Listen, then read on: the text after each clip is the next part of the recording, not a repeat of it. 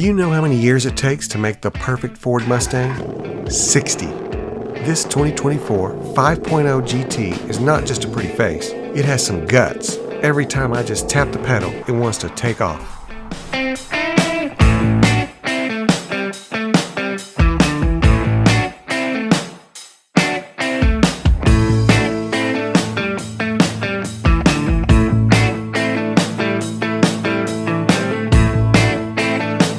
I hold in my hands the Maroney sticker to this Mustang.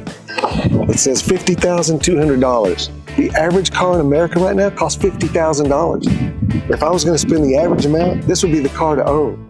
It's got a 5.0 Coyote engine in it with 480 horsepower. If you're going to drive on the roads every day and have fun and be proud, this would be a good car.